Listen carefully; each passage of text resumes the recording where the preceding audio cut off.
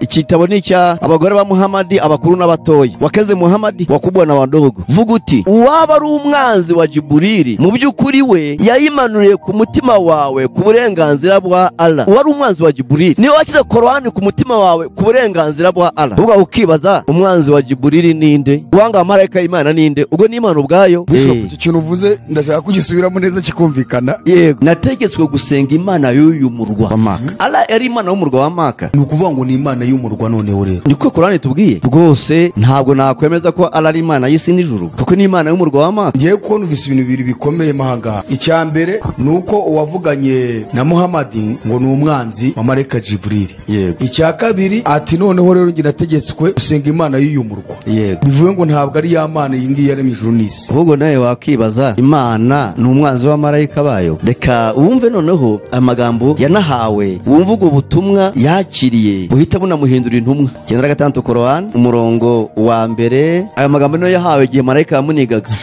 ababaye intumwa. Ubwo ukibaza muri aya magambo ni irihe rivuga ngo ndaguhamagarira intumwa yanjye. Noneho rero wanga mvuga ubuzima bwa Muhamadi. Muhamadi yabayeho ati icyambere nta kwizera yagiraga, nta n'ibyanditswe yarazi. Korani 42:52 yaje mu isi mu gihe kitari icy'intumwa. Imana itacyohereza intumwa nabaraza. Muri Korani igice cya 5 umurongo wa 19. Kandi Maka hari Imana zirenze 360, ariko ahamagara gusenga Imana y'uwo murwa yari kuri izindi. Korani ivuga yuko Muhamadi atazi uko azamera. Ntabyazi. Korani 46 ku murongo wa 9. Ikibazo rero kikaza, umuntu azi yajya ayobora abandi inzira gute? Korani ivuga ko Allah yatumye Muhamadi ku bantu batazi gusoma ngo basomere. Ariko urahumva aho ahambere bavuze ko atazi. Ahambere batubwiye ko atazi gusoma. Ntazi gusoma, ntazi no kwandika.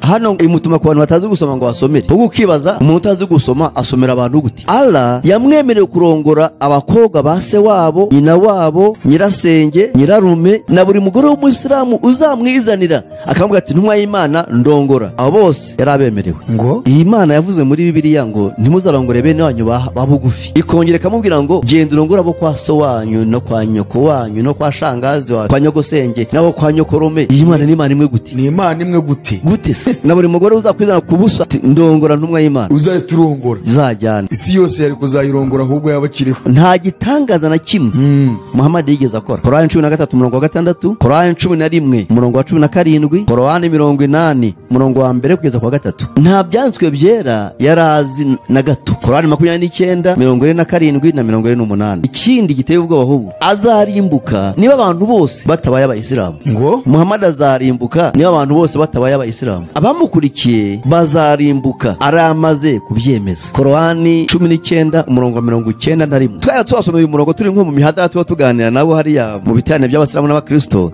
bakavuga niko bisobanuraga bavuga bashaka gukwepa uyu murongo, ariko ntawe wawukwepera uyu murongo. Kereka hari tuwuceka we tuganira ko ndumva nteye ubwoba. Ahandi aravuga ngo muvane mu mwuka abakafiri, mwice n'abana babo, mutwaye n'iminyago yabo. Korani 9:5. Korani ivuga yuko ngo nta kimana yigeze imubikamo, yari impumyi mu buryo bw'umwuka. Korani 6 umurongo wa 50. ngo Muhamadi yategetswe gukurikira idini ya Mose na Yesu abuzwa gushwana. Aho ni muri Korani 42 umurongo wa 13. None se ahubwo yaje gushinga Isilamu gute? Ubwo ubirancanze nanjye aho kubera iki isi yose abayisilamu bakurikiye umuntu nawe utazi yava n'iyaki? Ni gute abantu bafite iki gitabo bagisoma buri munsi bariza komeza kurwanirira idini bakaribamo barajya he? Biratangaje cyane ko umuntu ahakana ko birabye batari Isilamu, kuko Korani yuzuye imirongo myinshi isapotinga kuri akuba ikihebe. Muri Korani birimo ubwo bari n'abasilamu nyakuri. Nk'uko ubona umukristo nyakuri yuzura umwuka agasenga cyane akavuga ubutumwa. Icyambere Korani ivuga gutya: umusilamu nyakuri nuwemera Allah subhanahu wa ta'ala, akamere nuwe Muhamadi sallallahu alaihi wasallam, yarangiza akarwanirira idini ye, atanze ubutunzi bwe, atanze n'ubuzima bwe, nuwe musilamu nyakuri. Iyo ni Korani bivuga 19:15. Imirongo ni myinshi ivuga iby'ubwicanyi muri Korani. Korani 9 umurongo wa 5 haravuga ngo murwanye abatemera Allah aho muzabasanga hose, mubicarire, mubavuna amajosi, kugeza ubwo bemera kuba abayisilamu. Allah yaguze ubuzima bw'abayisilamu bose, bagomba kwicwa bakica kugira ngo bazajye mu ijuru. Iyo ni Korani bivuga cyane. Satani niwe ubuza abantu kujya ku rugamba rwo kurwanira idini. Subiramo twumve. Satani niwe ubuza abantu kujya ku rugamba rwo kurwanira idini. Abatajyayo babujijwe na Satani. Korani 9:46. Ntabwo twarwa na jihad nk'e barwana ngo abantu b'abasilamu ku ngufu, natwe ngo turwane ngo abakristo ku ngufu. Nuko basengera no kubabwiriza kubisangiza mu buryo butandukanye, ku maradiyo, mu biterane by'ivugabutumwa, kugira ngo nabo babyumve bahese ubugingo bwabo. Atari ibyo ntawe uzajya kwa data mu ijuru atari umujyanye. Gusenga everyday, gusenga buri munsi. Nusenga uzanesha, nunanigwa gusenga uzaneshwa. Senga. Reka twongere tugusuhuze kandi twifuriza amahoro y'Imana. Nshuti mukundwa wowe ubana natwe, reka tukubwire ngo yambu Imana ikomeze kugira neza kandi Imana ikwiteho, Imana ikurwanirire mu buzima uhagazemo butari bwiza, kandi nawe ufite ubuzima bwiza ntiwirengagize Imana yabuguhaye, kuko ni Imana itanga byose itimana. Rero ukomeze kwibuka Imana yakugiriye neza, ntukayirengagize. Uyu munsi rero turagarutse mu kiganiro cyacu cy'uyu munsi Menya Nibi na Bishop. Ubushize twakoranye ikiganiro ku birebana na Isilamu, aho twavugaga ubuzima bwa Yesu muri Quran. Twabonye neza uburyo Quran ivuga Yesu cyane, tukibaza igituma Isilamu itizera Yesu kandi Quran imuvuga kurenza uko ivuga Muhammad. Uyu munsi rero turagarutse noneho kugaragaza ubuzima bwa Muhammad muri Quran. Turavuga ku muhamagaro we, turagaragaza ibyamuranze, mbega turinjira turebe Isilamu neza tuyumve, kuko ari we fondateri wa Isilamu. Reka twakire Bishop kugira ngo asuhuze abadukurikiye, abibwira abashyashya, adusengere twinjiye mu kiganiro cyacu cy'uyu munsi. Yesu ashimwe cyane. Ndabashuje mu izina rya Yesu Kristo. Amahoro y'Imana abane namwe. Muri kumwe na Bishop Rutagengwa Augustine. Adusengere. Reka dusenge ni kugira ngo utangiye ikiganiro cyacu. Mana yacu, Mana nziza, Mana igira neza, Mana ihoraho, turagushimiye kuri uyu mugoroba, tugushimiye kugira neza kwawe kwinshi, tugushimiye kano kaya tugiye kwinjira muri iki kiganiro, turasaba Mwuka wawe wera abari uyobora, wadutangiye kwina turangiza, tubone kugira neza kwawe mu izina rya Yesu Kristo umwami n'umucunguzi wacu, amen. Bishop, turagira ngo uyu munsi mudufashe, kuko itorero hirya no hino ku isi benshi bafite ibibazo kubera n'imyemerere, kubera imyemerere itandukanye mu madini atandukanye. Niyo mpamvu tufite intego kugira ngo abantu barusheho gusobanukirwa buri myizerere, buri myemerere y'amadini atandukanye. Turi kuri Isilamu rero, turagira ngo udusobanurire Muhammad neza rwose. Ya, murakoze cyane. Nkarinja wenda mu byanditswe bya Korani, mbanze turebe mu mateka ye, uko amateka avuga ku byerekeye intumwa Muhammad sallallahu alaihi wasallam. Amateka ye, Muhammad yavukiye mu gihugu cya Arabia Saudite mu mwaka wa 670 nyuma ya Yesu kuvuka. Ise yitwaga Abdallah, nyina yitwaga Amina, kandi yari mu bwoko bw'Abakuraishi. Abakuraishi bwari ubwoko bukomeye cyane bwategekaga kuri Al-Kaaba, aho abaraho basengeraga imana zirenga 360. Uwo Allah ariyo wari mukuru w'ibigirwamana byabaga biraho. Ikindi amateka atubwira ko Muhammad agitwitwe akiri mu nda ya nyina, ise yarapfuye. Vuze ngo se ntabwo yari amuzi.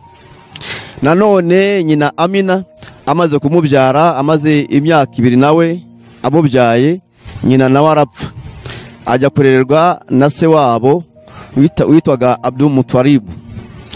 Uwo rero niwe wamureze, yabanje kujya kwa sekuru Abu Talib. Ageje imyaka 6 isekuru nawe arapfa, ajya kurerwa kwa se wabo witwaga Abdul Muttalib, ari wamureze kurinda abaye umusore. Amaze kuba umusore, yagiye gushaka akazi nk'abandi basore bose uko ajya gushaka ubuzima. Ajya gushaka akazi ku mugore witwaga Hadija. Wa Hadija yari umupfakazi upfaka inshuro 2, yapfusha abagabo inshuro 2. Aragenda akajya mukorera, avana ibicuruzwa muri Arabia Saudite, yambukira muri Israel, ajya muri Syria, atwaye ibicuruzwa ayoboye imisafara ya Hadija, safara ingendo z'ubucuruzi zambukiranye ibihugu. Ubwo rero Muhammad muri ibyo bihe yagendaga yambukiranya aho gace kari kazi kuzima abakristo benshi, muri Israel, muri Syria, ko ari ubukristo bwabaye mbere. Ubwo rero yagendaga abana n'abakristo bake muri ibyo bihe. Noneho munsi umwe ariho asenga, nkuko abanyabakristo basenga, aho agenda gaca, ngo yaje guhura na marayika Jiburili niko abasilamu bamwe bavuga ngo aramuniga cyane abiri furo. marayika Jiburili aniza yaje kumuha ubutumwa. umva amagambo avuga muri iki gitabo. Igitabo ni icya abagore ba Muhammad, abakuru n'abatoya, wakeze Muhammad, wakubwa na wadogo. Kiravuga ngo hata siku moja katika mwezi wa Ramadhani, umunsi wa mwezi wa Ramadhani, kwa kwezi kw'igifungo, na hali ya kwa mtume kisha timiza miaka 40, ubwo intumwa arigejeje imyaka 40, mara siku hiyo Jibrili alimudhihirikia na kumjuvia kila kisha kuwa nabii. Jibrili cyangwa se Gabriel azamubwira ko amaze kuba intumwa, na vituko vingi alimfanyia kama tunavyosikia, amukora utudukoryo twinshi nkuko tugiye kubireba. Basi mtume akafanya hofu, akarejea, ngo intumwa iratinya cyane, akarejea kwa mkewe akamuhadithia, aza ku mugore we wariwe Hadija nyine, kuko yaje kumurongora. Hadija afite imyaka 40, Muhammad afite 25. Na pale akibimubwira, pale homa kubwa kabisa ikampata, atangira kugira homa ni nko kugira marara nyinshi cyane cyangwa umuriro mwinshi cyane, ikampanda, akaba amefunika amaguo, agira umuriro mwinshi cyane, agitwikira imyenda, mara akaba anatetemeka, atangira gutengurwa kwa nderemo, anaweweseka. Nderemo nko marari gufata nyinshi uvuga amagambo, uko niko kuweweseka mu Giswahili, asinze ko twavuga mu Kinyarwanda, akaweseka kwa nderemo. Na kusema, aravuga ati, najihofia nafsi yangu kuchezewa na mashetani. Abwira umugore we ati, mfite ubwoba bwinshi cyane ko nakinishwe n'amashetani. Bibi Hadija pale alimdakizia. Umugore Hadija ako kanya ahita amubwira ati, wacha hayo, atereka ibyo, sivyo hayata sivyo yatakavyo kuwa hayo, ngo suko biri bumere. Wewe huwezi kuchezewa na mashetani, ngo wewe ntabwo amashetani yagukinisha. Shetani hawezi kumchezea mtu mwenye sifa zako, ngo satani ntabwo yakinisha umuntu ufite ibigwi nk'ibyawe. Wewe unatazama vyema jamaa yako, ngo wewe ufata neza bene wanyu, unachukua mizigo ya hata watu wasio kuwa wako, utwara imitwaro y'ubucuruzi, utwara n'abantu batarabawe, unawadhihirishia watu sifa nzuri ambazo hakuna mwenye nazo, ugaragariza abantu imico myiza itagira undi uyifite. Unafanya hivi na unafanya hivi. Furahi ndugu yangu, ngo ukora byinshi, ishime mwene data, tuwa moyo wako, mutima wenu utuze. Wallahi mimi naona umekwisha kuwa mtume. Ngo wallahi yehugu ndabona bamaze kuba intumwa. We uwabonekewe arabwira umugore ati, mfite ubwoba ko aratengurwa, avugisha amagambo yamurenze, n'icyokere cyamurenze yihucyuya kubera marayika Jibrili. Ngo ni Jibrili ko yatubwiye. Aravuga ati, mfite ubwoba ko nakinishwe n'amashitani. Ubwe tije mfite ubwoba ko nakinishwe n'amashitani. Ariko umugore atereka dato, twara ufasha abantu, ugira imico myiza, utwara imizigo y'abantu y'ubucuruzi, ntugire wowe wiba ukamusubiza ibye neza, ntago amashitani nagukinisha. Ati humura, tubweje ko mbireba wamaze kuba intumwa. Uwahamagawe ntabwo yigeze abimenya, utaruhari ni umubwira ati ubwo amaze kuba intumwa bahamagawe. Ayo magambo y'uwo mugore we Hadija ya Muhammad avuga ati, mfite ubwoba ko nakinishijwe n'amashitani, nyahuza n'umurongo wa 97 muri surati Bakara, igice cya 2 cya Korani, umurongo wa 97, aho Allah yamubwiye ati, vuga uti, uwaba ari umwanzi wa Jiburili, mu by'ukuri we yayimanuriye ku mutima wawe ku burenganzira bwa Allah, ihamye ibyayibanjirije, inayobora ikaba n'inkuru ishimishije kubemera. Ngo wari umwanzi wa Jiburili niwe wakize Korani ku mutima wawe ku burenganzira bwa Allah. Ubwo ukibaza, umwanzi wa Jiburili ninde? None se wanga marayika Imana ninde? Ubwo ni Imana ubwayo? Sinzi ko ari Imana ubwayo ko ari umwanzi wa Gabriel, kandi Gabriel ari marayika ukomeye utumwa n'Imana. Ariko aravuga ngo wari umwanzi wa Gabriel niwe wamanuye Korani ku mutima wawe Muhammad. Bishop icyo kintu uvuze ndashaka kugisubiramo neza kikumvikana. yego Abadukurikiye baratwihanganira, imvura iradutengushye, niyo mpamvu focus ihindutse tugiye ahandi hantu, ariko hari aho wari ugeze aho Muhamadi ni umugore yabimubwiye ngo wari umwanzi wa Jibril ngo niwe oya ntago ari umugore yabimubwiye. Umugore yamubwiye kuri yabonekerwa. Muhammad amubwiye ati je mfite ubwo gukora abadayimoni bankinishije ari amashitani yankinishije. Ngo nambwa tereka da ntabwo Satani yatinyuka umuntu nkawe ufite imico myiza ugifasha abantu utwara imizigo yabo ukabazana amafaranga yayo. Satani ntabwo yagutinyuka kubera imico yawe ugira. Tubuje genda bona wamaze kuba intumwa tibyarangiye. Navuga nariko ibyo Muhammad yavuze ati je mfite ubwo ko ari amashitani yankinishije. Na Qur'ani haraho bivuga ko ubutumwa afite yabuhawe n'umwanzi wa Jibril mu gitabo cya Qur'ani igice cya 2 ku murongo wa 97 tuba tumaze kuhasoma ngo vuga uti umwanzi wa Jibril mu by'ukuri yayimanuriye ku mutima wawe ku burenganzira bwa Allah. Urumva rero wari umwanzi wa Jibril yamanuye Qur'ani ku mutima wa Muhammad abitegetswe na Allah. Ubwo ahubwo kibaza ahubwo uwo marayika abantu ubutumwa yabanize babira amafuro. Bishop tumye mita ngaruka ku kiganiro cy'ubushize. Ubushize twaganirira gusobanura ara uwari w'Imana ya Islam. Wagiye kuri ryabuye ngo ry'umukara aryo ryitirirwa iryo zina. None uragarutse ati uwari umwanzi wa Jibril niwe wayimanuye ku mutima wa Muhammad ku burenganzira bwa abitegetswe na Allah. Urumva ko ara koko ntabwo ari Imana y'ijuru n'isi. Ahubwo marayika Gabriel ko tuzi ko atumwa n'Imana mu isi. Ni gute uwahaye Muhammad Qur'ani ari umwanzi wa Jibril? Ubwo se urumva yari Imana yatumye Muhammad? Ndagiye ngo mudusobanure neza ibintu byumvikana. Ngira ngo mukusubiza nakwifashisha umurongo wa Qur'ani igice cya 27 ku murongo wa 91 turebe ubundi uyu Muhammad Imana yarayizi neza yaramyisi n'ijuru. 27 umurongo wa 91 aravuga ngo bila shaka nimeamuriwa nimwabudu Mola wa mji huu wa Maka, nta gushidikanya nategetswe gusenga Imana y'uyu murwa wa Maka. Allah yari Imana y'umurwa wa Maka. Imana y'umurwa wa Maka ni ukuvuga ngo ni Imana y'umurwa. Noneho rero niko Qur'ani tubwiye ngo je nta kabuza nategetswe gusenga Imana y'uyu murwa. Sinzi mu Kinyarwanda uwo ni Muhammad wabivuze cyane muri Qur'ani 27:1 nta kabuza jewe nategetswe gusenga Imana y'uyu murwa. Ariko niho ngira ibibazo ibyo bintu abasilamu baba babisomye barabisoma wenda bashaka babakore babahinda insobanuro, ariko uko Qur'ani ivuga muri 27 umurongo wa 91 nuko mbisomye ntacyo nongeyeho nta n'impamvu yo kongeraho kandi kuko ugomba kuvuga ibyanditse nta kurengera. Bavuga ngo vuga uti mu by'ukuri je nategetswe kugaragira Nyagasani w'uyu mugi wawutagatifuje. Y'uyu mugi isura cyasobanuye nta kabuza nategetswe gusenga Imana y'uyu mugi wa Maka. Uwo ni Muhammad ubivuze. Ni Muhammad ubivuga.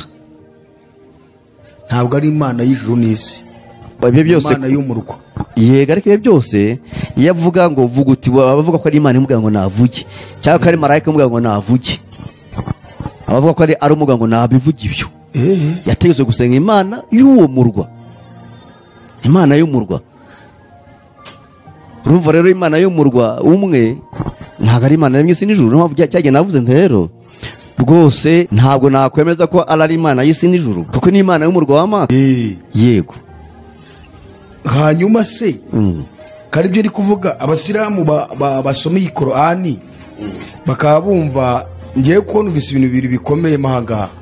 Icyambere nuko uwavuganye na Muhammad ngo ni umwanzi wa marayika Jibril. Yego. Icya kabiri ati noneho rero ngi nategetswe gusenga Imana y'uyu murwa. Yego. Bivuye ngo ntabwo ari ya Mana yingi yaremye ijuru n'isi. Ahubwo nawe wakibaza Imana ni umwanzi wa marayika bayo. Ni ikibazo keretse wenda abadayimoni. ko abantu twese haba muri Bibiliya haba muri Korani hemerwa ko Jiburili ari marayika ukomeye w'Imana, Imana ikoresha gutuma. Yego. Ni gute rero yongera akaba umwanzi w'Imana? Uso umwanzi w'Imana, Imana yaba ari umwanzi wa marayika we? Aho hari akabazo nyango umunyabwenge yakwisobanurira. Kuko abo tuzi wenda ngo abanzi b'Imana ni abadayimoni. Ubwo rero yaba ari umudayimoni wavuganye nawe. Aravuga ko umwanzi wa Jiburili yashyize Korani ku mutima wa Muhammad ku burenganzira bwa Allah. Ahubwo uwo mwanzi ninde? Allah ninde? Ese Allah akoresha abanzi b'abamarayika be kugira ngo batware ubutumwa? Hari ibyo gutekerezaho cyane. Twari mu buzima bwa Muhammad, reka dukomeze n'ubundi. Muhammad rero nk'uko nabivuze yaje kurongora uriya nyirabuja wari upfushije abagabo inshuro ebyiri witwa Hadija, amuruta cyane, afite imyaka 40, Muhammad afite 25. Arongora nyine uwo nyirabuja witwa Hadija. Amaze kumurongora noneho ubuzima bwarakomeje, nyine umva noneho bwari buryoshye kuko yarabonye nyirabuja ari umuboss, yari afite amafaranga n'undi yasanga namucururiza, ubuzima butangiye koroha. Atangiye idini ye muri Maka, abantu bo muri Maka ntago bamwemeye. Batangiye kumurwanya ariko amaze kubona abayoboke bakeya batari bake cyane, nibwo ahunga umujyi wa Maka iwabo ajya mu mujyi wa Madina, wabita ngo ni mujyi wa Mtume, umujyi w'intumwa Madina. Abahazi bavuga ko ari nk'ibirometero 450 kugeza kuri 80 gutyo, 450 arimuka ajyana n'abayoboke be bari bamaze kumwemera. Ageze iriya yasanze ubuzima bw'abantu bahariya batumvikana, bahora barwana, arabahuza, noneho ubwo arabategeka umwami wabo. Ubwo yari umutegetsi, ari intumwa niko yitwaga. Noneho nyuma yaho rero yakomeje kujya amayerekwa menshi. Igice cya mbere tubona yeretswe muri Korani ni igice cya 96 muri Korani. Nacyo gisomye wibaza buno ubutumwa yakiriye. Reka tusome wumve. Ni igice cya 96. Kubera iki bivuyemo aho hose bikagira muri 96? Nibyo yeretswe bwa mbere agitangira kwerekwa. Ubwo ibibanza ni ibyande? Ibibanza muri Korani ubwo ni ibyande? Ibyo byose ntabwo yanditse bivuye ku gice cya mbere kuzageza ku kijana, kuko Korani ifite ibitabo 114. Ntabwo yanditswe ngo uko igice cya mbere kuzageza ku kijana 14 ko ariko byagiye bikurikirana. Oya, 96 ibyo yeretswe mbere y'ibindi. Reka wumve noneho amagambo yanahawe, wumva ubwo butumwa yakiriye buhita bunamuhindura intumwa.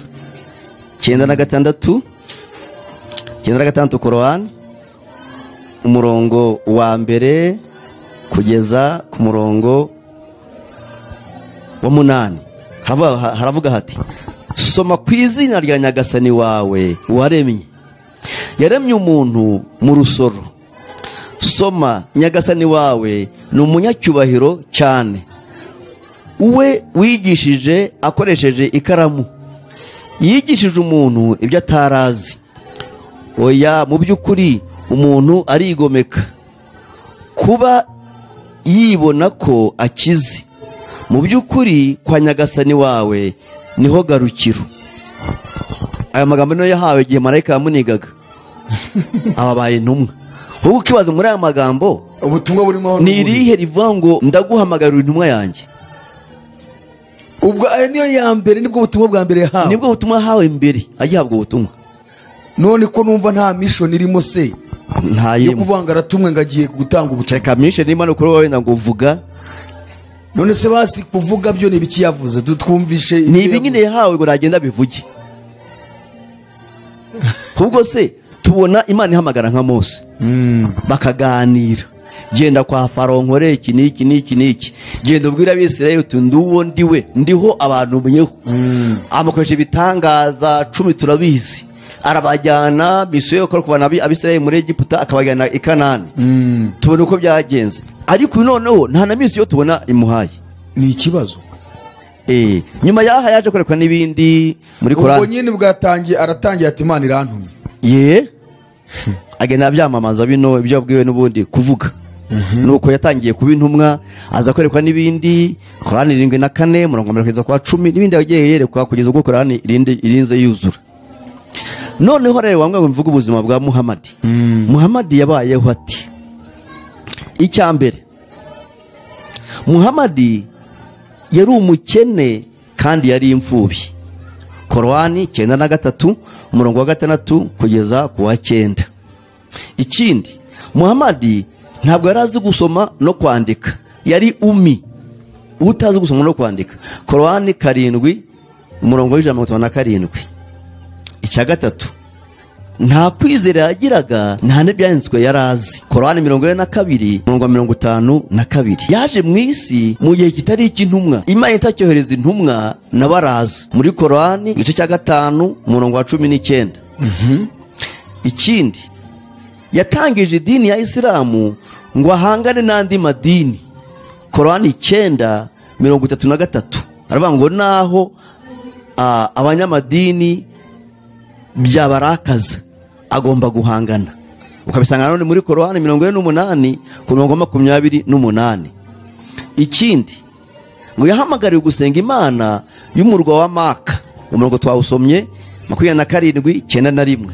Kandi Maka hari imana zirenze 360. Ariko ahamagara gusenga Imana y'uwo murwa yari kuri izindi. Ikindi, Korani ivuga yuko Muhammad atazi uko azamera, ntabyazi. Korani 46 ku murongo wa 9. Reka tunahasome kubabyumva. Muhammad ntabwo azi uko azamera, mu gihe abizera Kristo Yesu baba bazi uko bazamera rwose. Reka dusome 43 ku murongo wa 9. Haravuga hati: vuga uti, sindi icyaduka mu ntumwa, nta nubwo nzi ibyo nzakorerwa cyangwa ibyo muzakorerwa. Ntacyo nkurikiye uretse ibyo mishurirwa, ntacyo ndicyo uretse umuhanuzi ugaragara. Sinzi uko nzamera, namwe sinzi uko muzamera. Ikibazo rero kikaza, umuntu azi yajya ayobora abandi inzira gute? Kandi nabahubwo arababwira ati namwe sinzi uko muzamera. Niho Yesu yavuze rero ati impumyi iyoboye indi zose zigwa mu rwobo, zombi zitura mu mwobo. Iyo ari Yohana ari Matayo 15 umurongo wa 14. None se umuntu utazi uko azamera ayobora abandi gute? Abereka ubyiza biri imbere kandi atazi uko azamera nawe. Ahubwo si ubwo birashoboka nyine yabereka ibyo byiza se kandi atazi uko bazamera gute?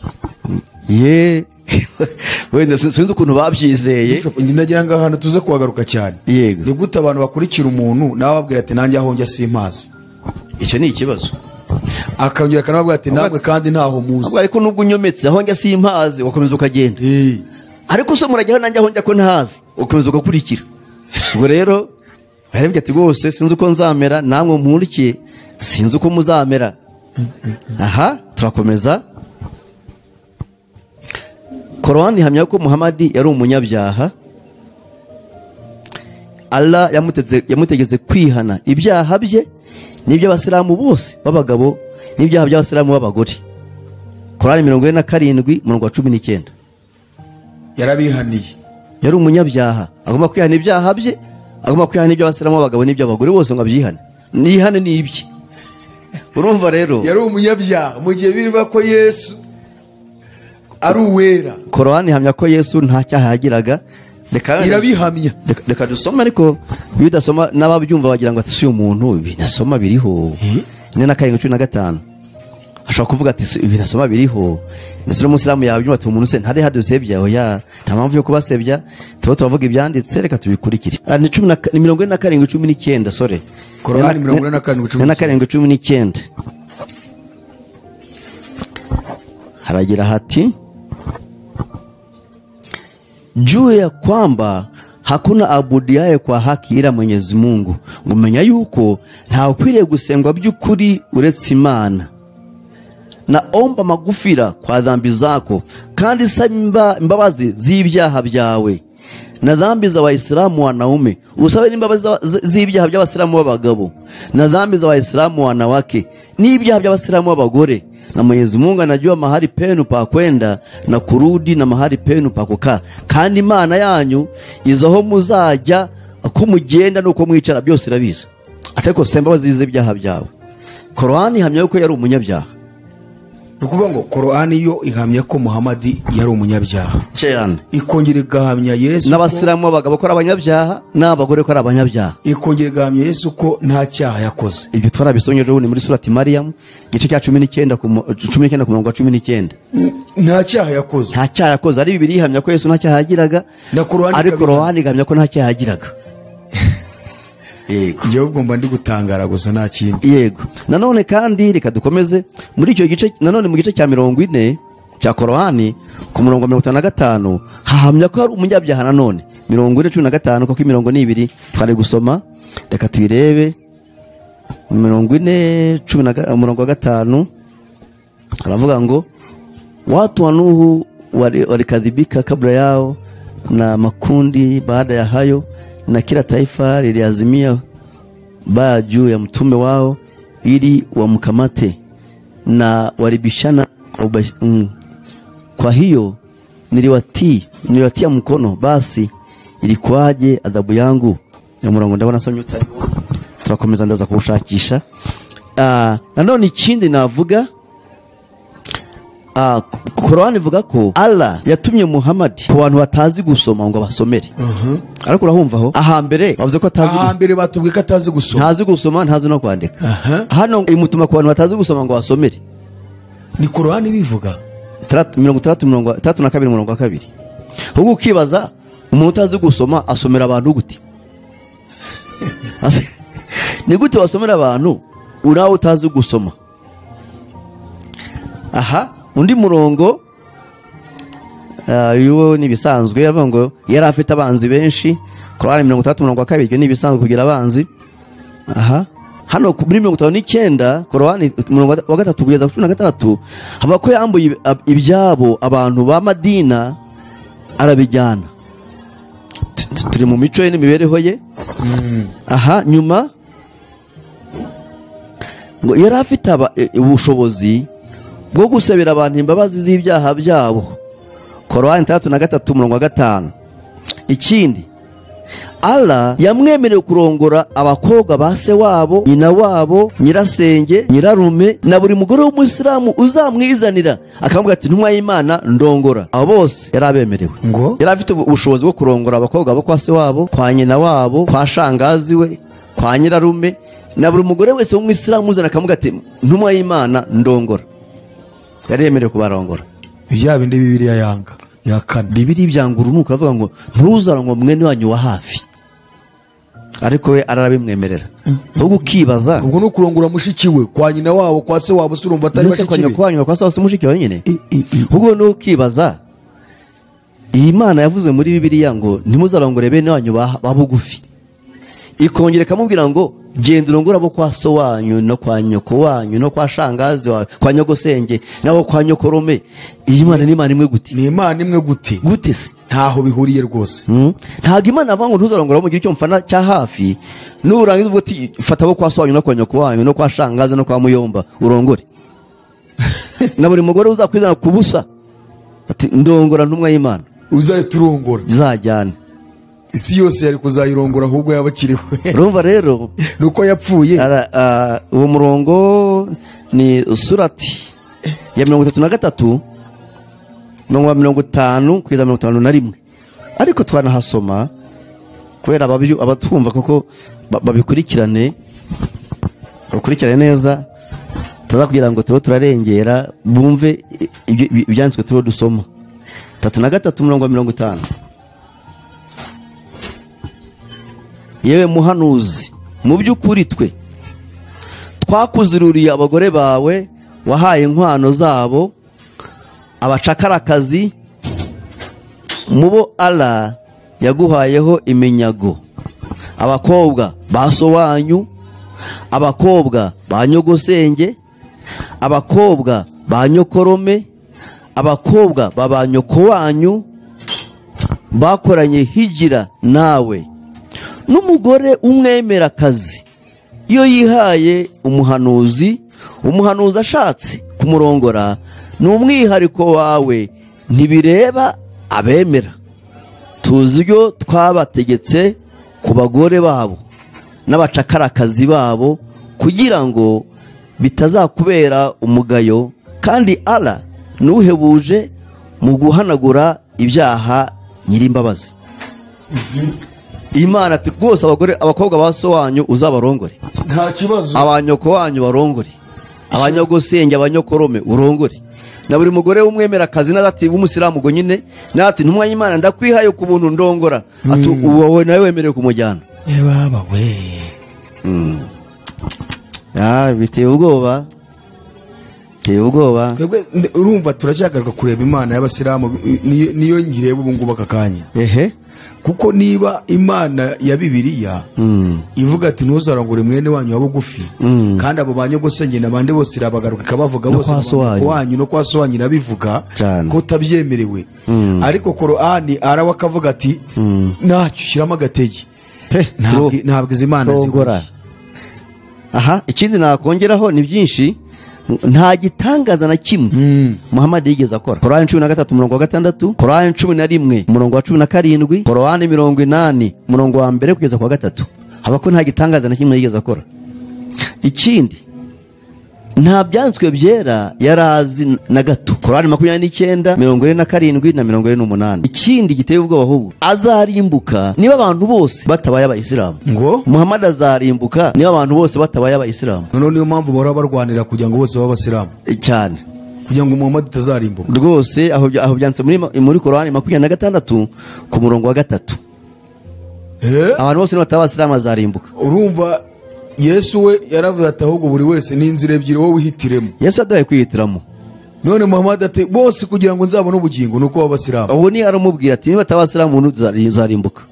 Ubwo se ubwiza muza kurimbuka ne yuso tubabasilamu twebwe ntabwo tuzababo. Ikindi igihe Muhammad akoze ikosa ntagomba kuvuguruzwa, kuko Allah aba yabishatse. Nuvuga ngo arayemera ko Muhammad akora ikosa, akoze ikosa ntabwo agomba kumuvuguruza. 3:3 Korani 38 araba yabishatse, nuko araba yabishatse. Mwumva ni arya ndakumirwa si uko byabyitaho, ndakumirwa arenze urwego rwo hejuru ku buryo ntacyo wamubaza kindi. Dukomeze turebe ikindi, abamukurikiye bazarimbuka aramaze kubyemeza. 17:9 reka tubasome nawe ubyumve, cyangwa niba imyumvirangira ibumbwire ngo bazarimbuka kuko arayamaze kubyemeza abamukurikira. Mvuga ko bavuga Korani 19:91, wala hakuna yeyote katika ninyi ila ni mwenye kuifikia hiyo jahanamu, ni wajibu wa Mola wako uliokwisha hukumiwa. Nta numwe muri mwe utazigera ujya muri iyo Gehonomu, kandi ibyo nibyo Imana amaze kwanzura. Abamukurikira bose Muhammad nta numwe muri mwe utazajya muri iyo Gehonomu, kandi ibyo uwo n'umwanzuro Imana amaze gufata. Twaya twasoma uyu murongo turi nko mu mihadara tuganira nabo hariya mu bitane by'abasilamu n'abakristo, bakavuga ngo yango ntabwo tsarimbuka, ngo hubwo ngo inzira ngo ijyango muri peponi cyangwa mu ijuru, ngo uri hejuru ngo y'umuri utazima, ngo nugucaho ngo ariko wajya mu ijuru. Noneze Korani kari yibihamya barihimbira two tundi gute, kandi Korani y'ibyeru bikabivuga. Nta numwe muri mwe utazajya muri iyo Gehonomu. Nuko bavuga ati nyine nuko wenda inzira ijya mu ijuru icaho hano. Bati hari inzira ijya mu ijuru, ugomba guca hejuru ya Gehonomu. Niko bisobanuraga bavuga bashaka gukwepa uyu murongo, ariko ntawe wawukwepera uyu murongo. Kereka hari tuwucaka we tuganira ko ndumva nteye ubwoba. Tutaza kurasubira wowe inotinga nayo nkirangiza ubuzima bwe gwiki.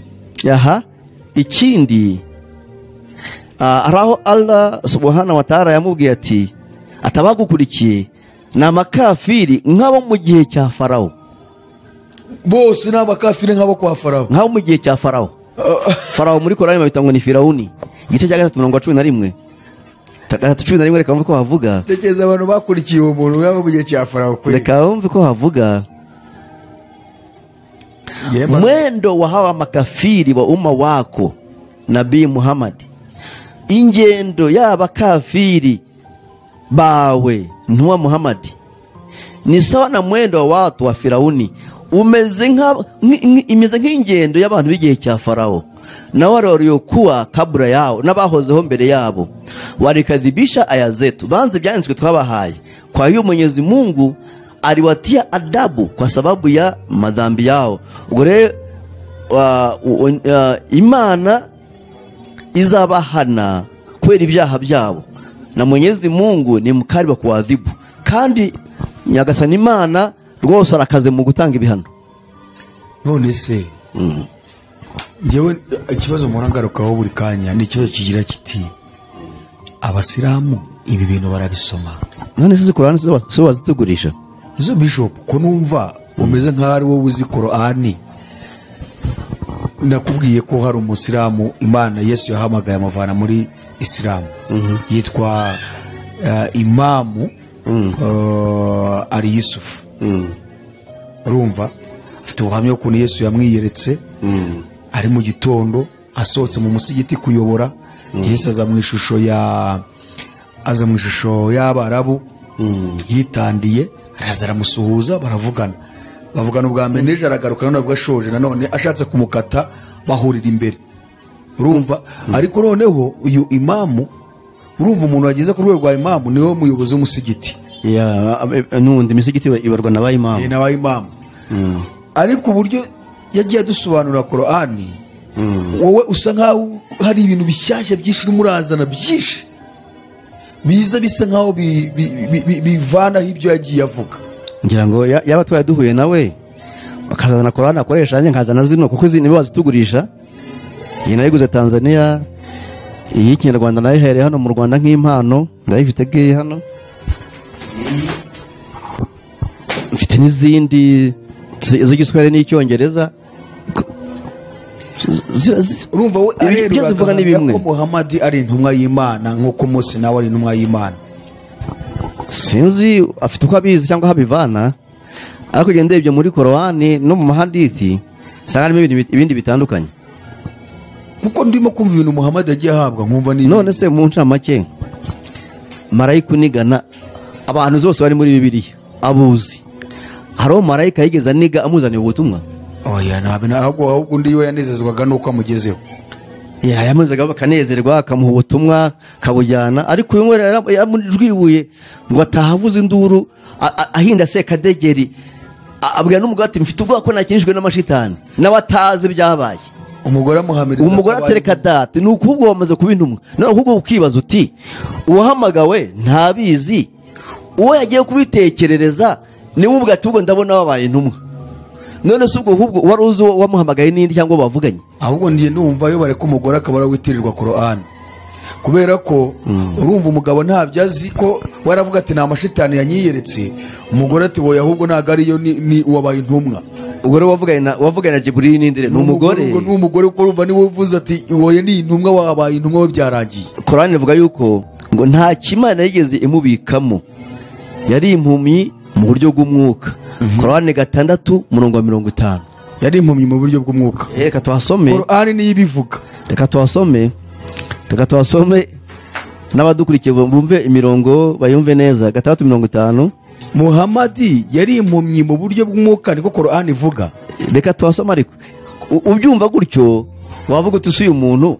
50 6:50 abango sema mimi siwaambieni kuwa ninazo hazina za Mwenyezi Mungu, sinkubwira ko mfite ubuko bw'Imana muri je, nikupeni mnayotaka yambaye ibyo mushaka, wala sikuambieni kuwa najua mambo ya siri ya Mwenyezi Mungu, kandi simbabwira ko nzi ibintu by'ibanga by'Imana, nikubainishieni yatakao kufikieni katika biashara zenu na mengine kama mlivyotaka niwaambieni. Ngo kandi sinzi iby'imbere mwabwiza bizabaho mu bucuruzi bwanyu cyangwa mwabwira iby'ubuzima bwanyu, wala sikwambieni kuwa mimi ni malaika. Ngo kandi simbabwira ko jewe ndi malaika, hata nikawa kwa nini unakula na kunywa, ngo mutambaza we mpamvu njya nkanarongora. Mimi sifuati ila yale yaliyofunuliwa kwangu, je nta kindi nkurikiza ibyo nayishuriwe. Sema je, kipofu na mwenye macho huwa sawa?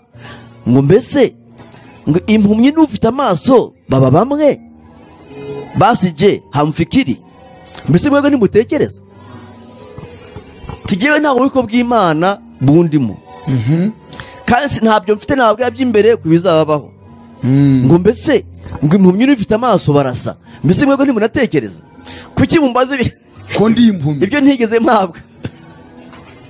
ubwo ni hari wamubwiraga ngo vuga Yego ubwo urumva yego ariko kweri ibi bintu birababaje pe. aha ikindi kandi Korani ivuga ko Muhamadi nta mwuka wera yagiraga. Korani 17 umurongo wa 85 reka bamasome kugira ngo n'abakurikiye bamenye iyo mirongo yariyo. 17:85 nta mwuka wera yagiraga. Tuzi neza yuko abanditsi ba Bibiliya bashorerwaga n'umwuka wera, banditse iby'umwuka wera babwiraga. Urebye mu rwandiko rwa kabiri rwa Petero igice cya mbere umurongo wa 19 kugeza 21 tubona ko abantu b'Imana bakiraga ibivuye ku Mana bakabivuga bashorewe n'umwuka wera. Ariko uyuwe nta mwuka wera yagiraga. Niyo se utarajya umwuka wera ahubwo yabivanaga he, yabizanaga guti? Mvuko bavuga na wanakuriza habari za roho, ni aramubwira niba kubaza ibyerekeranye n'umwuka sema roho ni jambo linalohusika na Mola wangu. Ngo umwuka ni ibintu bijyanye n'Imana gusa, nanyi hamukupewa katika elimu ila kidogo tu, ngo kuko ngo ntacyo mwahawe kijyanye n'umwuka uretse umenye mwahawe gusa bw'ibintu bisanzwe, nayo ni elimu ya vitu vinavyohusika na roho. Ibyo ntahawe ni ibintu bijyanye n'iby'umwuka. Iby'umwuka ntabyo nzi yewe, nta mwuka w'Imana yigeze amenya. Ntabyo nzi, sinzi yo bivana. Ntabyo nzi.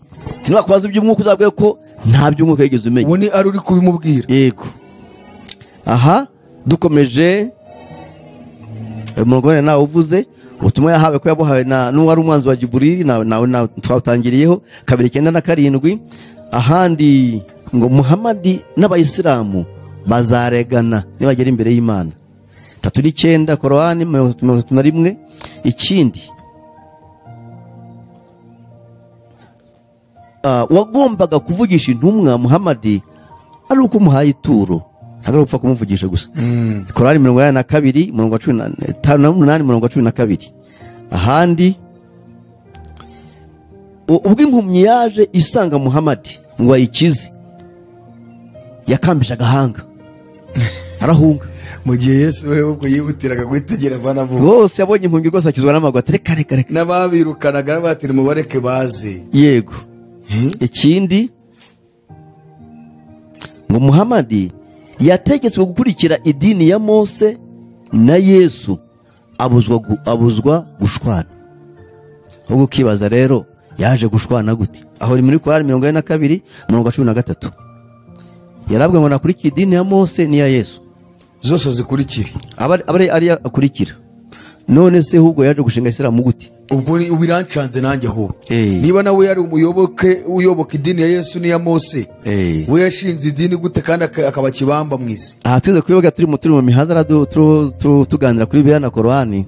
Tabwa ati se mwebwe ko Yesu yaje avuga kubatizwa, avuga gukizwa, avuga kuzura umwuka wera, mwebwe kuki mutabikora? Kandi Muhammad gwe kuri idini ya Yesu n'iya Mose kuki mutabikora? Ubwo nyine waburi byo biregura ngo urumva nyine ngo kwatswa ngo singombwa kandi Yesu arabikoze yaranabatijwe. N'ubwo mu ncamake ubwo nibwo buzima bwe, sinzi ko ari cyo ambaza muri ubu by'ubuzima bwe. Mu by'ubuzima bwe rero ngiye numva ari ibintu bisobanutse.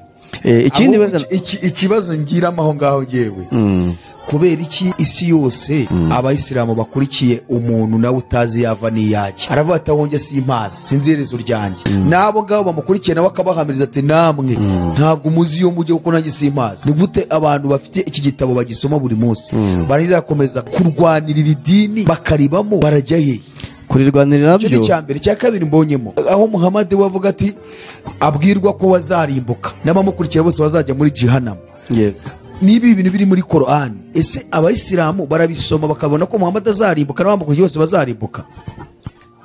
Bafite n'insobanuro zindi babona sinzi arizo, ariko giye nasomye ibyo twabonye muri Korani ko muri surati mariyamu niyo 19 ya korowani umurongo wa 71 havuze ngo nta n'umwe muri mwebwe utazajya muri iyo gihonomo ngo kandi ibyo nibyo Imana amaze kwanzura n'umwanzuro wamaze gufatwa n'Imana ahubwo ukibaza ni gute usoma umurongo nk'uyu ugakomeza ugakurikira ugakomeza kugera ubutu cyane ukabara guhita usanga Yesu mfasha ntabara sinshaka kuzajya muri gihonomo mpagakiza kawe namenye ko ari we nzira ukomeza ugakurikira kandi wabwiye ngo nta n'umwe muri mwe tuzajya muri iyo gihonomo ariko ubu si umwuka usunika ibi bintu bigatuma abantu batabirekura ibyo aribyo byose hari imbaraga zituma batakizwa ngo bave muri ibi. None se Bishop tugaruke kuri iki kintu ari ibintu nagiye nkomeza gukurikirana barimo kutwereka ibyihebe mu bihugu bya Aziya ariko ibyo byose bikaza byitirirwa idini ya Isilamu ariko Isilamu ya hano muri Afurika karivugiye hano mu Rwanda ihakana neza inabishimikire yuko bariya nubwo bitirirwa izina rya idini rya Isilamu ariko atari abasilamu ngo Isilamu ntabwo ibyo ngibyo yemerewe kubikora ngo mu mabwiriza Muhammad yahawe n'ubutumwa yahawe ntabwo harimo kurenganya abantu babatoteza nigeze kubyumvira ngiye Isilamu hano mu Rwanda bo kuyakana ngo bariya bibyihebe biriya biri muri Aziya za Nigeria nuza hano muri bihugu byacu bya Afurika mbega na bariya bari muri Aziya ngo bariya nubwo bitirwa idini ya Isilamu ariko saba Isilamu icyo kintu wowe urakivuga iki biratangaje cyane ko umuntu ahakana ko biriya byihebe atari Isilamu kuko korowani yuzuye imirongo myinshi isapotinga kuriya kuba icyihebe muri korowani birimo ndaguha imirongo myinshi ngira ngo irenga n'10 yemera ko ahubwo bariya nibo basilamu nyakuri nk'uko ubona umukristo nyakuri yuzura umwuka agasenga cyane akavuga ubutumwa agatanga ibyo akagura ibyuma kubyivuga butumwa bw'iyangurura amajwi agafasha abamisiyoneri ngo batware ubutumwa bwiza bariya birabe byihebe nabo nibo basilamu bakomeye b'imbere bakurikiza amahame ya Korani bariya birabyihebe buriya nibo basilamu buzuye ndaguha imirongo ubyumva atasomye imirongo we ndavuga ati wara pastor ntabwo uri ntare harengera reka none nguha imirongo ivuga ibyo inabihamya icyambere Korani ivuga gute ngo umusilamu nyakuri nuwemera Allah subhanahu wa ta'ala akamere nuwe Muhammad sallallahu alaihi wasallam yarangiza akarwanirira idini ye atanze ubutunzi bwe atanze n'ubuzima bwe uwo ni umusilamu nyakuri iyo ni Korani bivuga 19:15 reka twasoma umurongo unabyumve umusilamu nyakuri nuwizera Muhammad uwizera Imana Allah akizera Muhammad akarwanirira idini ye atanze ubutunzi bwe atanze n'ubuzima bwe ubwo se akaba ariyo mpamvu basigaye bambara n'ibisasu bakagenda bakajya kwiyahura akaba mpamvu umuntu yikira igisasu akagenda agaturukana n'abandi bantu bagapfa kubera ngo gutanga ubuzima nyine reka wumve uko wavuga wenye kuamini kweli abizera nyakuri bizera ni wale wanaomwamini Mwenyezi Mungu na mtume wake ni bamwe bizera Imana n'intumwa yayo kisha wakawa si wenye shaka ya kupigania dini ya Mwenyezi Mungu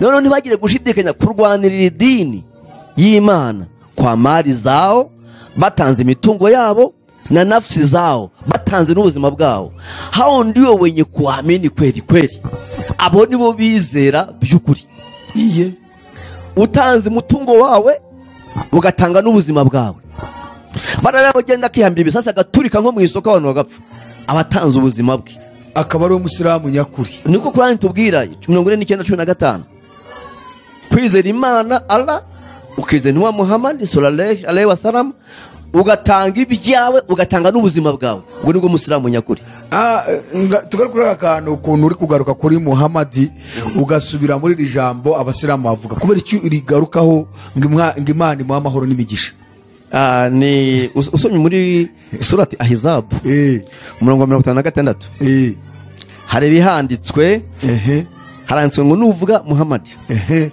ujye umusabira amahoro n'imigisha sinzi twize kubaza abasilamu tutsi impamvu umusabira amahoro n'imigisha nuko yapfuye atabigira ngo yango nuko ngo ari itegeko, ariko umurongo nawe urasekeje. Reka tusome wumva muri surati Ahzabu.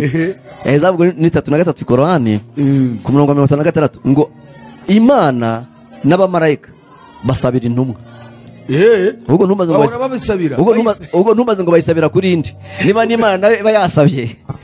Korani iravuga ngo Imana n'abamarayika bahora basabira intumwa. Basabira intumwa. Babisabira kuri indi, ubwo ari indi Imana rero na reka wumve. Hakika Mwenyezi Mungu anamteremshia rehema mtume. Ngono kuri intumwa ngono kuri Imana yamanuriye rehema n'imbabazi intumwa yayo. N'abamarayika be baramusengera kwa vile vitendo vizuri alivyofanya ku bikorwa byiza akora. Basi enyi Waislamu musalieni na muombieni amani. Mwabasilamu mwe rero mujye umusengera mumusabire n'amahoro. Ubwo rero nitegeko rya Korani ko niba muvuga bajya musabira amahoro. Ubwo nukuvuga ngo nitegeko nugora bamusabira amahoro n'imigisha. Uzumva Muslimu munyakuri cyangwa uzi bya Korani neza, yavuze Muhammad amusabira nyina amahoro n'imigisha. Agomba kurishira, no mpamvu nawe uri kurishiraho. Mbishyiraho nyine kugira ngo nabanyirabyo bumve ko namwubashye. Ariko se ikibazo ahubwo kiraho. Ese umuntu muzima yasabira uwapfuye ngo agire igihinduka? Nanyi ubwo n'iki kibazo nyine. Kuko biravuga ngo umuntu yakiriho gupfa rimwe, yamara gupfa akajya mu rubanza. Ntacyo wamusabira yaramaze gupfa, nkuko nawe ntacyo wagusabira. Ibyo rero iryo namana ndikoresha kuko nabo barikoresha bumve ko intumwa yabona yubahirije ntacyo mpfa nayo. Ariko ubundi sinzi ko isengesho wapfuye hari icyo ryamumarira, ntabwo nta n'icyo ryanamumarira. Ako birabaje kweli. Aha, ikindi rero n'umurongo wanasomye ku Muslimu nyakuri ari wizera Allah n'intumwa Muhammad akarwanira idini ye, atanze imitungo ye, atanze n'ubuzima bwe. Uwo ni Muslimu nyakuri. 49 Korani murongo wa 15.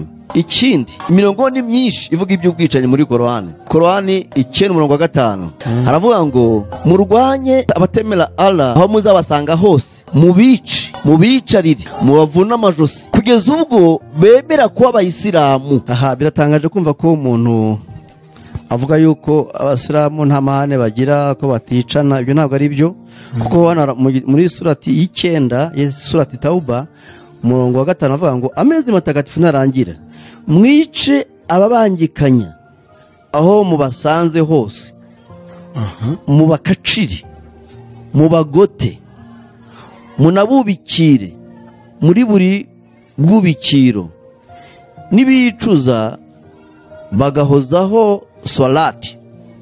Ubwo mbese nibicuza bakemera gusenga nkuko musenga, bakanatanga zakati, bagatanga amaturo, mubareke.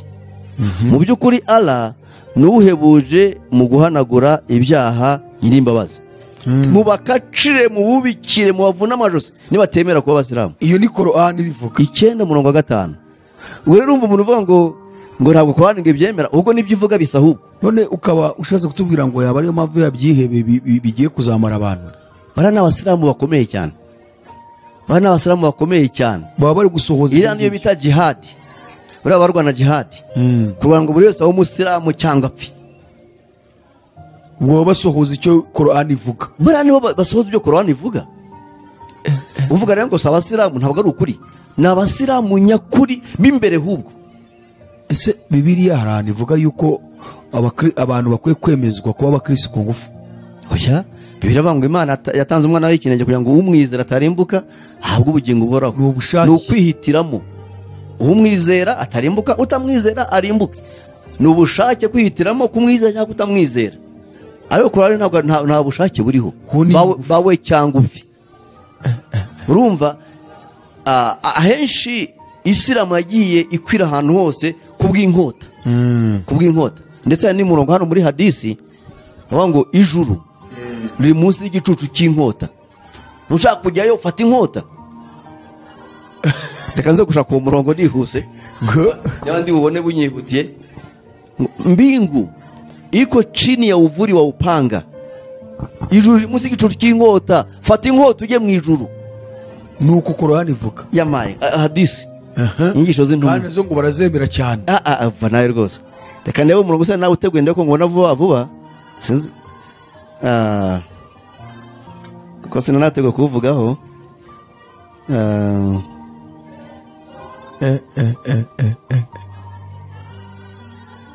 sinzi ko ngubona byihuse. Ni ukuvuga ngo kwinjizwa mu ijuru no kwinjizwayo n'inkota. Hano bavuga ijuru riri munsi y'igicucu cy'umuhoro cy'inkota. Fata inkota winjire mu ijuru.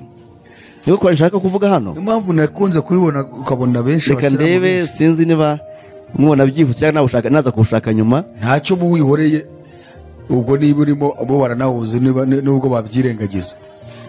Ndawushaka ndawufite muri igitabo ndaza kushaka wenda zo gusiga iminota nk'ibiri nzo kushaka nyuma bitantwara andi masaha yanjye ariko ndawushaka ngo ko ndawufite muri igitabo cy'amahadisi. Niyo mpamvu nakunze kubona umuntu wese ubaye umusiramu atangira kumera nk'abaye umugome. Ukabona yarahindutse ni umugome utavugirwamo. Rafiki yangu kumusamu ni ikindi kintu. Hano muri Korani 47:4 haravuga ngo murwane n'abatizera Allah n'intumwa ye Muhammad ni dini ya Islam cyane cyane abahawe igitabo abakristo n'abayuda. Ubwo igitabo ni Bibiliya. Bavuga muri Korani abakristo bitwa abahawe igitabo, bitwa abakristo, bitwa manaswara, bafite amazina menshi. Ubwo abahawe igitabo n'izina ry'abakristo n'abayuda. Tumubarwa cyane cyane murwanya abahawe igitabo aribo abakristo n'abayuda. Nanone igice cya 9 cya Korani 29 aravuga ngo abayuda n'abakristo mubarimbure. Iyi ni Korani. Igice cya 9 nanone cya Korani 30 intumwa ya Allah iti muhaswe kurwana intambara y'idini murabihatwa ni itegeko. Nanone muri Korani surati Bakara ngo n'igice cya 2 216 byanditswemo ibyo. Ahubwo umuntu biratangaza ko umuntu avuga ngo abikora ngo ntabwo ngo abasilamu nyakuri. Ibyo ntabwo ari byo. Hari imirongo myinshi. Ahubwo hari na motivation ahubwo abapfira kuri wa rugamba. Umva ngo ati abapfira ku rugamba nimukabita bapfu. Baracyari bazima. Ni bazima. Korani 3 138 139 kubara bagenda bakicwa bibyihebe. Nimukabite karabapfuye bariya baracyari bazima ko bapfuye barwanira idini ya Allah. Hari ibintu nagiye numvaho bavuga ngo Islam ivuga yuko uriya muntu wambaye igisasu ngo akajya gupfana n'abakafiri aribo batemera Muhammad. Ngo Qur'an ivuga yuko ngo uwo muntu ngo aba yemerewe mu muryango w'abantu 70 kujya mu ijuru. Nibyo ngo mu muryango w'uwo muntu wambaye igisasu akajya gupfira mu bakafiri. Ngo Qur'an igaragaza neza ko mu muryango we wabo abantu 70 baba bemerewe kuzabona ijuru. Ibyo ntabwo ndabisoma. Shaka kubanda biri mu mahadisi ko Qur'an nyizengutse gatatu sindakibona micyo. Shaka kubanda cyabakiri mu mahadisi ko mu mahadisi yo ni menshi. Ahubwo arahandi avuga ngo abapfa baguye ku rugamba barwanira idini bashyirwa ku rwego rwo hejuru rwo gupfira Imana. Korani 2:144 bashyirwa ku rwego rwo hejuru daraja raju. Kandi ati nimupfa muguye ku rugamba muzagirirwa imbabazi na Allah. Korani 3:157 kugeza 158 n'ibyaha ufite uzagirirwa imbabazi na Allah. Ubundi umusiramu usanzwe napfa nako ariho kwisi ibyaha akora arabyandika mu makaye. N'ibyiza akora arakabyandika. Ibyo byose n'amarayika be babyandika mu bitabo. Ibyiza hano n'ibyiza nibibi hano. Noneho umunsi mperuka hari umunzani bizajyaho witwa Hawiya. Noneho umunzani nibimara kujyaho balance y'umunzani nizerekana aho uri buke. Ibyaha nibiba byinshi bikaremera. Nka kumwe ukiri isukari hano hari ari ibuye rikiri mu kirere urumva bigerekana ko isukari yabaye nyinshi karemera. Byabe balance ngare batacyo ni ikiro kivana umuhereza. noneho rero ibyaha nibiba byinshi ibi bikaba bike nako ibyiza bikaba bike wazajya mu muriro ibi niba bikeya ibyaha bikaba byinshi uwo azajya ibi niba bikeya hanyuma ibyiza bikaba byinshi wazajya mu ijuru urumva nta by'imbabazi ariko kuri uriya wapfuye arwanira idini wahita abona imbabazi ntigaca no kuri uwo munzani iyo ni motivation yo kujya ku rugamba wagenda direct nta kimutangira motivation ikomeye cyane nta kimutangira abantu bose urugamba barujyamo bakica uzuvuga ngo ndahita nyena ku Mana iyo ni motivation aha araya yaguze ubuzima bw'abayisilamu bose bagomba kwicwa bakica kugira ngo bazajye mu ijuru iyo ni Korani bivuga cyane ngo subiramo uwo murongo ariko ndashaka no kuwusoma kugira ngo nawe byumva batagira ngo nugukabya 911 bagomba kwica bakanicwa niba bashaka kujya mu ijuru niko arayabwiye Muhammad cyane noneho rero abasilamu rero we binahangaha mu Rwanda benshi ntibazajyayo kuba batabikora benshi bino ni abanyamahoro umva kanshaka umurongo umva Mwenyezi Mungu amenunua kwa Waislamu nafsi zao na mali zao. Imana yamaze kugura ubuzima bw'abasilamu n'imitungo yabo. Nzikasubiremo. Mwenyezi Mungu amenunua kwa Waislamu nafsi zao na mali zao. Watoe nafsi zao na batange imitungo yabo, batange n'ubuzima bwabo barwanira idini. Ili na yeye awape pepo. Kuya nawe abahijuru. Wanapigania katika njia ya Mwenyezi Mungu. Wanaua na kuuawa. Hii ndiyo ahadi aliyojilazimishia Mwenyezi Mungu katika Taurati na katika Injili. Ngo baricwa bakanica. Iri ni cyo Imana yabahaye no kuva kera kandi muri Taurati mu mategeko ya Mose no muri Injili no bahabeshyira hano. Araya amaze kugura yararanguye ubuzima bwose bw'abasilamu. Bagomba kwica bakanicwa kugira ngo bagere mu ijuru. Iki ni icyanditswe. Ati kuko yarabaguze ubuzima bwabo yaraguzwe. Bwaraguzwe. Urumva rero umuntu uvuga rero ngo nabantu ngo bitonda ngo ntabwo bazi ibyo bavuga ibyo ari byo. Abavuga ntabwo bazi ibyo bavuga ibyo ari byo. Ahandi aravuga ngo muvane mu muka abakafiri mwice n'abana babo mutwaye n'iminyago yabo. Korani 9:5. Abakafiri mwice n'abana babo n'imitungo yabo mujyane. Iyo ni ya mana ya ibibategeka byose. Ala niko bategeka rwose. Mirongo ni myinshi ntabwo twavuga yose ngo tuzayirangize, ariko mu by'ukuri bari abantu bakora biriya twita ngo ni ibyihebe, tubona ko ari amabandi bayo no basohoza amategeko y'idini ya Islam. None Bishop mu gusoza kugira ngo tusa nk'abasubikiye ngaha nk'ibi bintu uburi muradusomera muri Korani, mu by'ukuri kari Korani burimo kutwereka ahubwo arakaraka mu karisha gusoma Korani 9:46. Satani niwe ubuza abantu kujya ku rugamba rwo kurwanira idini.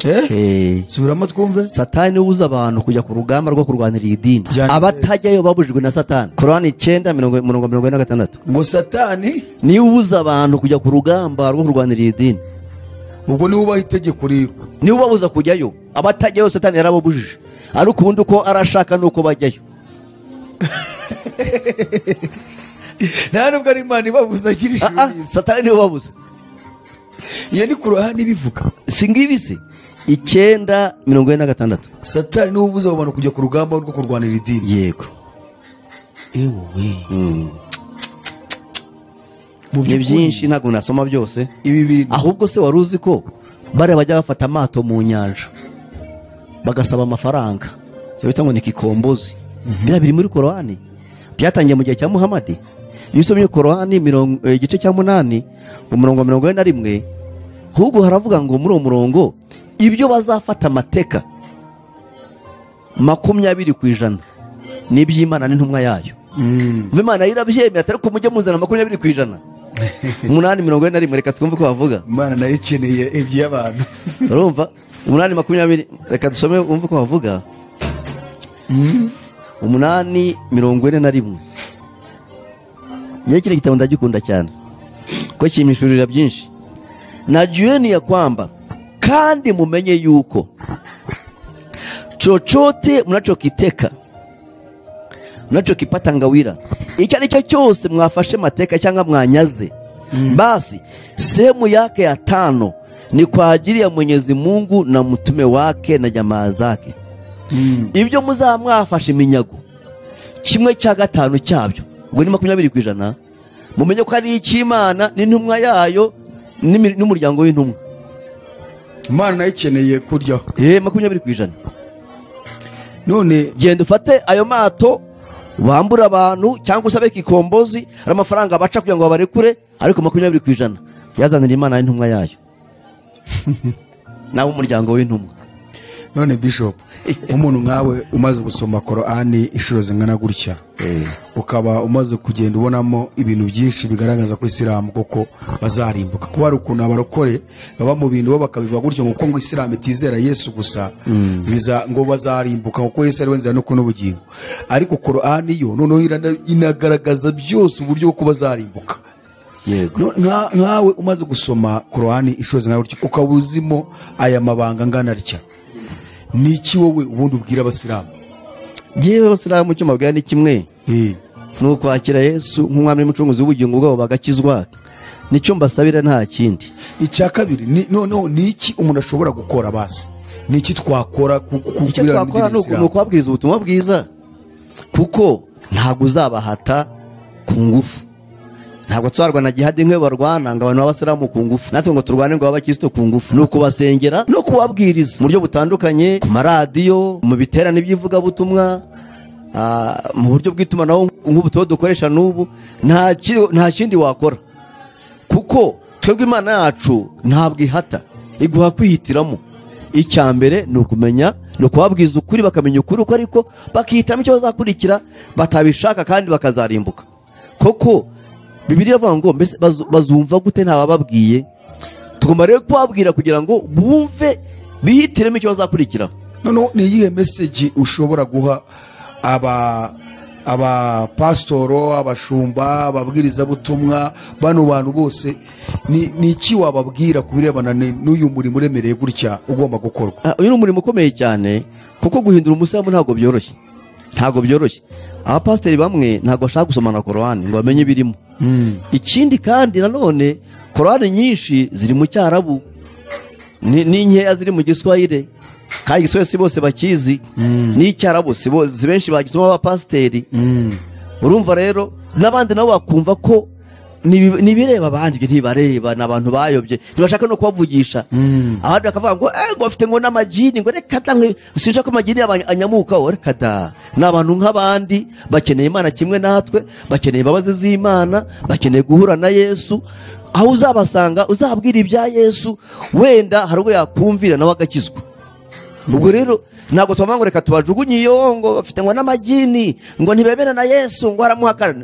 N'abanaga twese turamuhakanaga, ariko tumaze kumva ukuri turahindukira. Ubwo ni ugushira amanga, ukabwiriza ubutumwa abantu bose, abapagani, abasilamu, bataramenya Imana, abahindu, umuhe nawe wese ukamubwira ibya Yesu kugira ngo akizwe, kuko Yesu niwe nzira n'ukuri n'ubugingo, ntawe uzajya kwa Data atari umujyanye. Ubu rero ntabwo twarwana jihadi nkabo, nta n'ibyo twanashobora twebwe, ntabwo twajya kurwana ngo abantu ngo nibasanga Imana, kandi ikindi Imana yacu ntabwo irwanirirwa.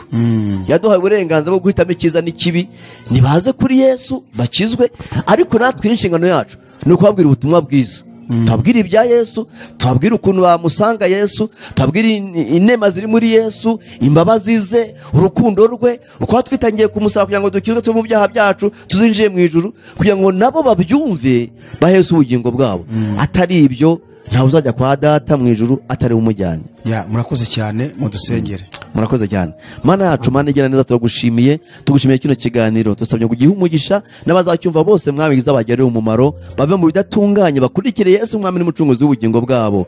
Nsengeye Iron TV ngo yihe umugisha, ikurikirwe na benshi, kandi abo buno butumwa bwose dutambutsa baguha ubugingo bwabo mwami. Turagushimiye, tugaha icyubahiro, hindura benshi bakurikiye Iron TV. Turagushimiye, icyubahiro ni cyawe no gukomera, mu izina rya Yesu Kristo umwami n'umucunguzi wacu. Amen. Adresse yanyu? Nitwa Rutagengwa Augustin, ntuye Kimironko muri Kibagabaga, telefoni yanjye ni 0782491477. ndasubiramo, telefoni yanjye ni 0782491477. iyo ugize icyo ushaka gusobanuza wenda utasobanukiwe, wazanyandikira kuri ubutumwa bugufi se, cyangwa kuri WhatsApp, cyangwa twanandikiranye naguha na email yanjye ukazanyandikira ubishatse. Imana iguhe umugisha kandi kugire neza. Niteguye gusubiza ibibazo uzambaza byose. Imana iguhe umugisha. Reka tugushimire inshuti mwene data wari kuri iki kiganiro, hanyuma turagusaba gusharingira inshuti n'abavandimwe kugira ngo ubutumwa bwiza bukomeze kwamamara bugire kumera y'isi. Hanyuma rero ikiganiro nakagaruka, mukomeze kugira ibihe byiza. Shalom shalom. Gusenga everyday, gusenga buri munsi. Nusenga uzanesha. Nunanigwa gusenga uzaneshwa. Senga.